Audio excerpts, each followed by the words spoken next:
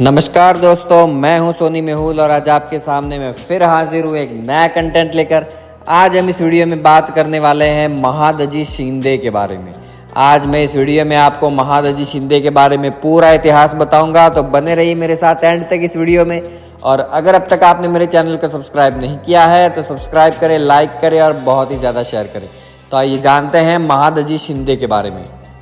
महादजी शिंदे सिंधिया वंश के संस्थापक और राणोजी राव शिंदे के अंतिम और पांचवें पुत्र होने के साथ साथ मराठा साम्राज्य के कुशाग्र बुद्धि, सरल, सहिष्णु और धैर्यशीलता के साथ साथ उदार व्यक्तित्व के शासक थे, जिन्होंने ग्वालियर रियासत पर शासन किया था।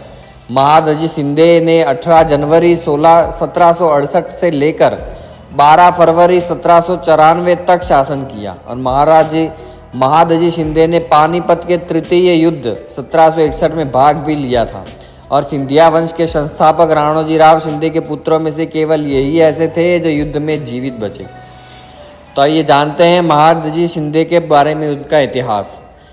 महादजी शिंदे का पूरा नाम था मेहरबान श्रीमंत सरदार शिंदे बहादुर महादजी शिंदे या महादजी सिंधिया। उनका जन्म 1730 ईस्वी में हुआ था। उनके पिता का नाम राणोजी राव शिंदे और माता का नाम था चीमाबाई। उनकी शासन अवधि 18 जनवरी 1768 से लेकर 12 फरवरी 1794 तक और उनका साम्राज्य था मराठा साम्राज्य। उनकी पत्नी के नाम थे अन्नपूर्णा बाई और भवानी बाई और दत्ताजी राव शिंदे उनके भाई थे। अहमद शाह अब्दाली और मराठी सेना के बीच पानीपत का तृतीय युद्ध 1761 ईस्वी में लड़ा गया था। ये युद्ध मराठों के लिए बहुत नुकसानदेह साबित हुआ और कई वीर मराठी सरदार इस युद्ध में हारे गए। मराठों का लगातार बढ़ रहा प्रभाव इस युद्ध के बाद थम सा गया।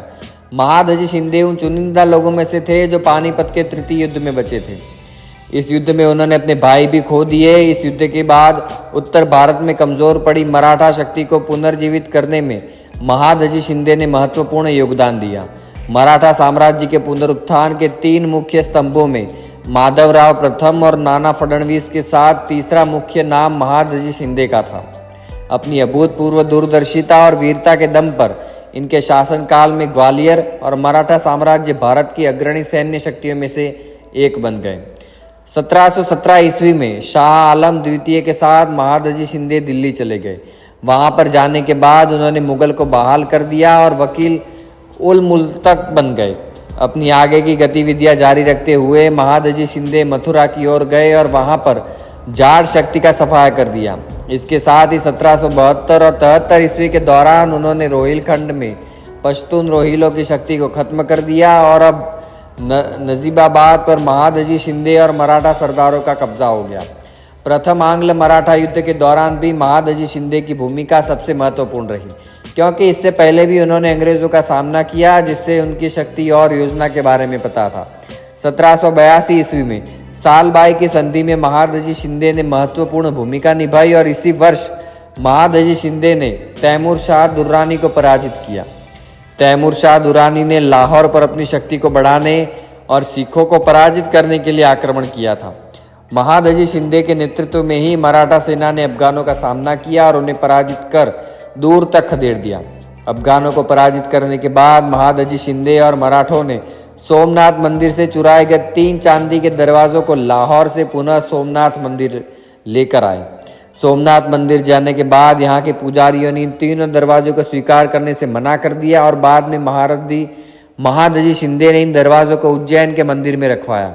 आज भी इन दरवाजों को महाकालेश्वर मंदिर और उज्जैन के गोपाल मंदिर में देखा जा सकता है। 1787 ईस्वी में महादजी शिंदे के नेतृत्व में मराठी सैनिकों ने राजपूताना पर आक्रमण किया, लेकिन राजपूत सेनाओं ने लाल सोर से उन्हें पुनः भेज दिया। 1790 ईस्वी में पाटन और मेड़ता की लड़ाई में जोधपुर और जयपुर के राजपूत राजाओं को उन्होंने पराजित किया था और 17 मई 1782 के दिन ये महत्वपूर्ण संधि हुई, जो संधि का नाम था सालबाई की संधि।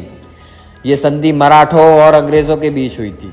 इस संधि में प्रस्ताव रखा गया कि सवाई माधवराव को पेशवा बनाया जाए और रघुनाथ राव को आजीवन पेंशन के रूप में बड़ी रकम दी जाए। 1782 में हुए इस संधि के बाद राजपूत राज्यों विशेषकर राजस्थान के जोधपुर और जयपुर के साथ साथ पाटन और मेड़ता पर उन्होंने आक्रमण किया। इतना ही नहीं, महादजी शिंदे ने पंजाब और सिख सरदारों पर भी विजय हासिल की। अब आइए जानते हैं महादजी शिंदे द्वारा किए गए अन्य महत्वपूर्ण कार्य।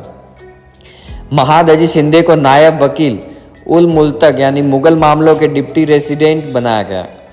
1784 ईस्वी में मुगलों ने इन्हें अमीर उल उमरा, अमीरों के मुखिया की उपाधि दी थी, और रोहिला प्रमुख गुलाम कादिर और इस्माइल बेग ने मुगल राजवंश की राजधानी दिल्ली पर आक्रमण कर दिया और मुगल बादशाह शाह आलम द्वितीय को अपदस्थ कर दिया। और 2 अक्टूबर 1788 को यह खबर सुनकर महादजी शिंदे पुनः दिल्ली आए और अपनी सेना के साथ गुलाम कादिर की हत्या कर दी। साथ ही शाह आलम द्वितीय को पुनः सिंहासन पर बिठाया और उनके रक्षक के रूप में कार्य किया। हैदराबाद के निज़ाम पर जीत भी महादजी शिंदे की एक महत्वपूर्ण उपलब्धि मानी जाती है। और लखेरे की लड़ाई के बाद महादजी शिंदे की हालत नाजुक हो गई और 12 फरवरी 1794 के दिन 64 वर्ष की आयु में पुणे के पास बनवाड़ी में उनके शिविर में उन्होंने अंतिम सांस ली। और महादजी शिंदे का कोई वारिस नहीं था। उनकी मृत्यु के बाद दौलत राव सिंधिया को उनका उत्तराधिकारी घोषित किया गया। एक अंग्रेजी बायोग्राफर कीवी ने लिखा कि 18वीं शताब्दी के दौरान दक्षिण एशिया में महादजी शिंदे सबसे महान व्यक्ति थे। वो आगे लिखते हैं कि उत्तर भारत में मराठा साम्राज्य की स्थापना करने में महादजी शिंदे की महत्वपूर्ण भूमिका रही और महादजी शिंदे की समाधि पुणे के बनवाड़ी में स्थित है, जिसे शिंदे छत्री के नाम से भी जाना जाता है। तो दोस्तों, आज हमने इस वीडियो में बात की महादजी शिंदे के बारे में। तो मुझे उम्मीद है ये वीडियो आपको बहुत पसंद आया होगा। तो पसंद आया तो लाइक करें, शेयर करें, सब्सक्राइब करें। तो मिलते हैं अगले नए कंटेंट के साथ। तब तक के लिए धन्यवाद।